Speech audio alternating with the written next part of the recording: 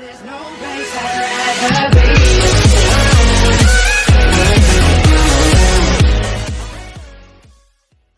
Hey guys, welcome back to Talking Blues. Welcome back to another video. We hope we're all doing well today.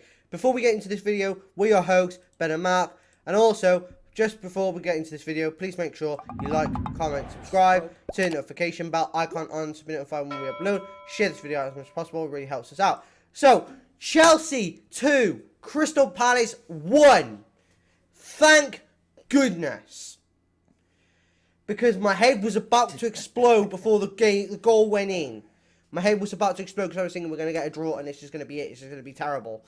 But we conquered. We conquered it. We did well enough. We got the goal. And we'll talk you through all the moments that we found important. And then we'll give you our thoughts. So starting off with the game.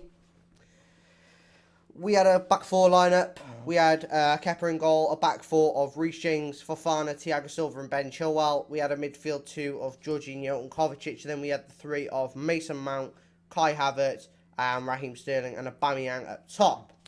And I wasn't expecting a back four. No one was, I don't think. I think, most people expected like a back five, a back four, a back three. But obviously Potter wanted to change something. And I think it was important that we did that. And I feel like we really handled ourselves well in a back four.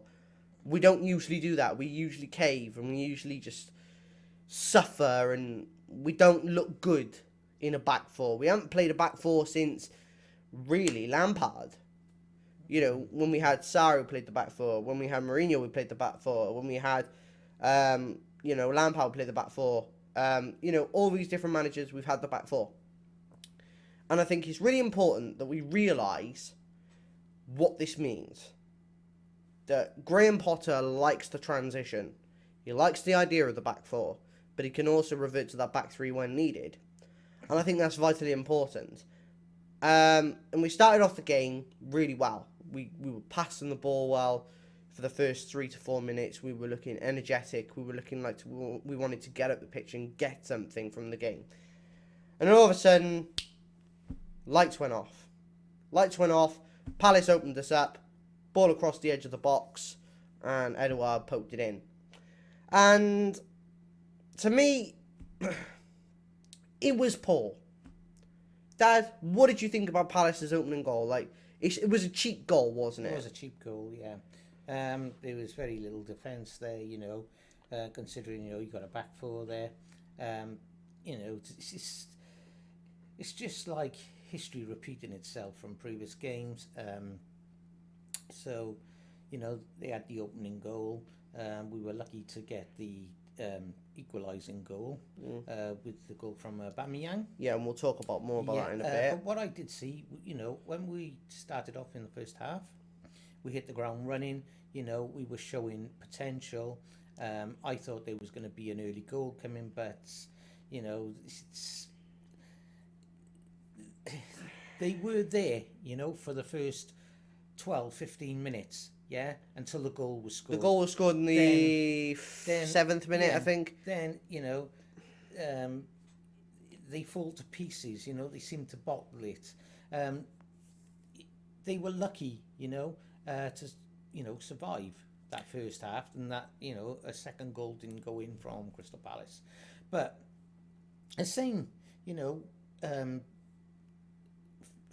formation again in the second half and, the same state of play. Lucky, when they brought Conor Gallagher on. Yeah. And, he scored that belter of a goal, yeah.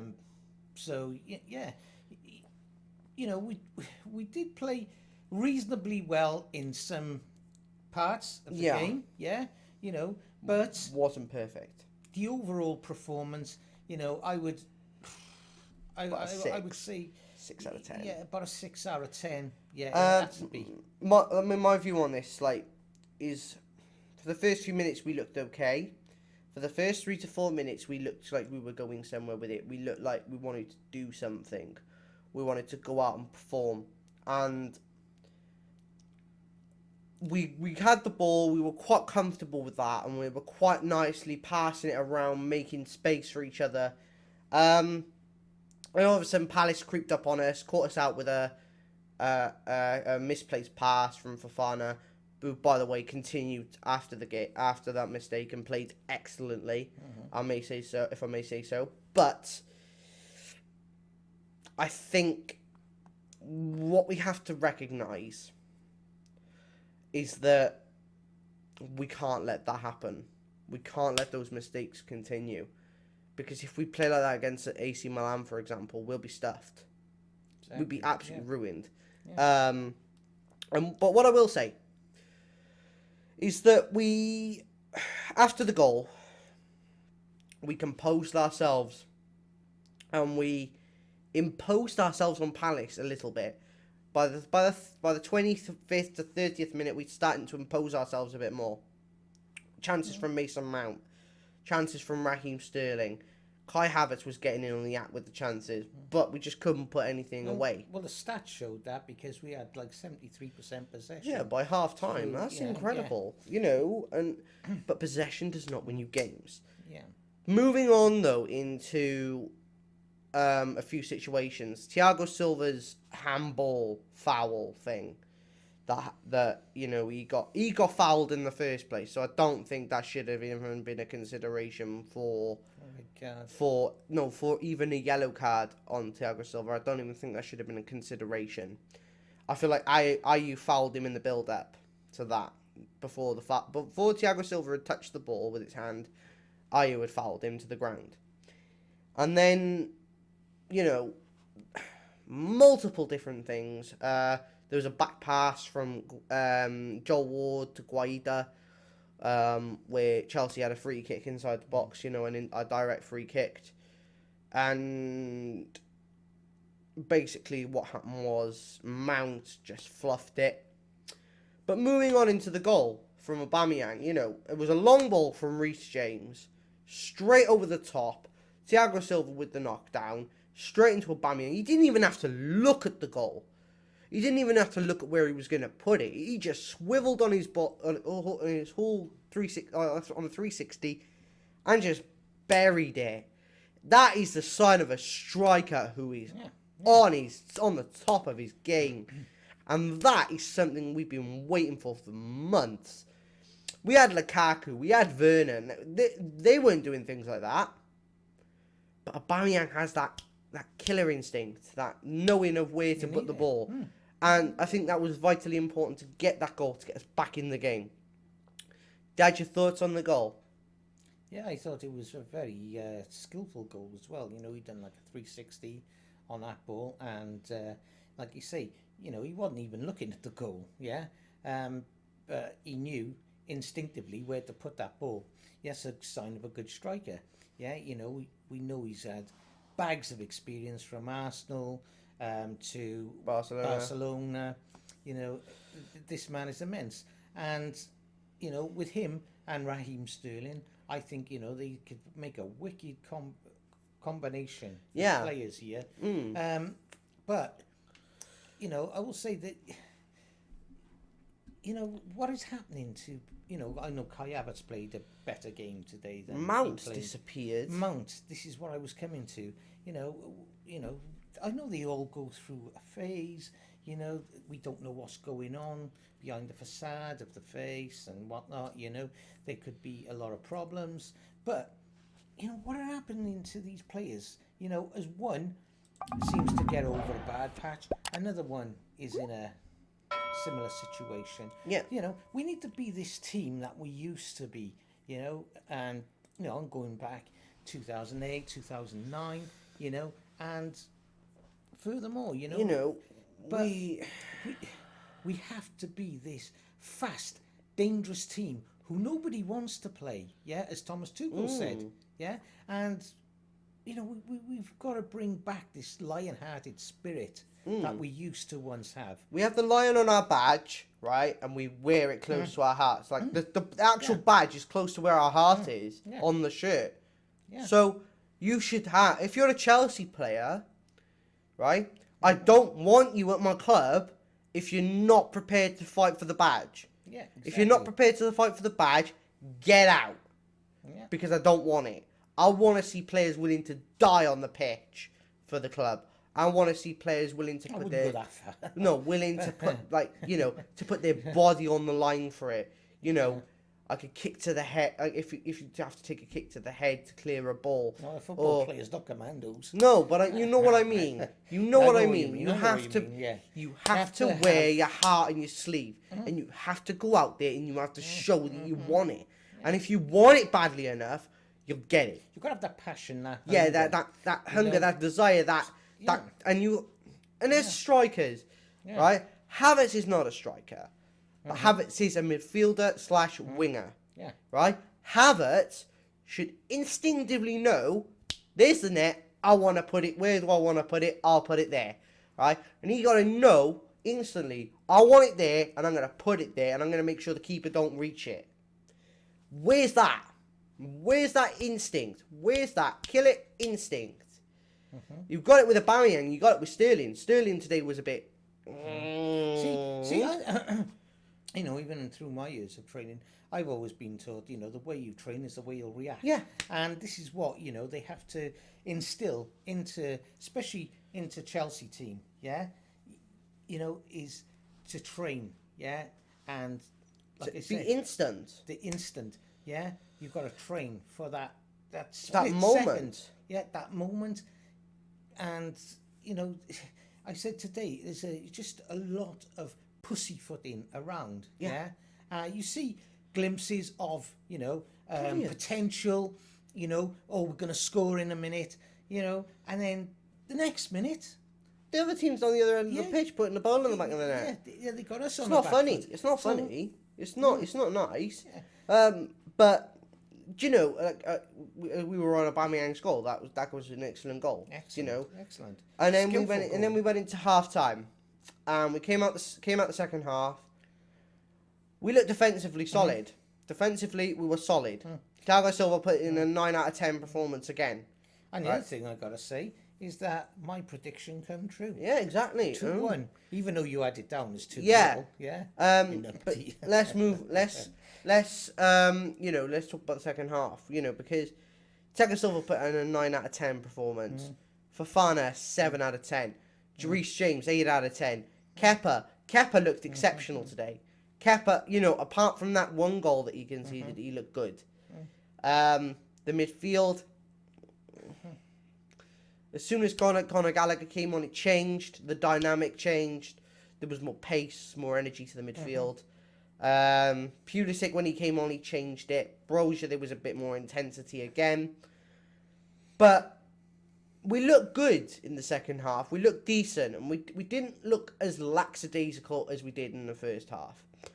But I want to move on to Conor Gallagher's goal. That was an absolute rocket from out of nowhere. And finally,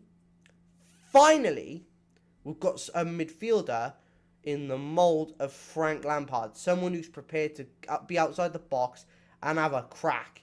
Because before, we've had the likes of Mason Mount, right? Who's not really going to shoot from outside the box unless he's forced to.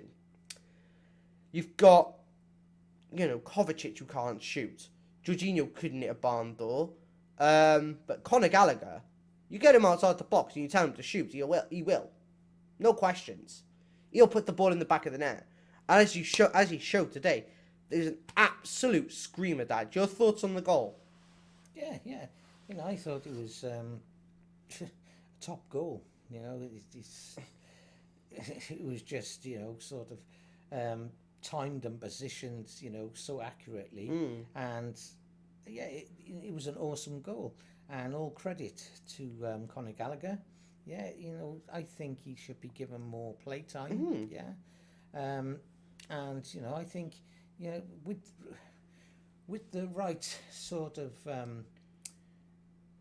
tuition, play, yeah, he could be a star in the making. Yeah, and do you know what? He's Like, only young as like well. Yeah.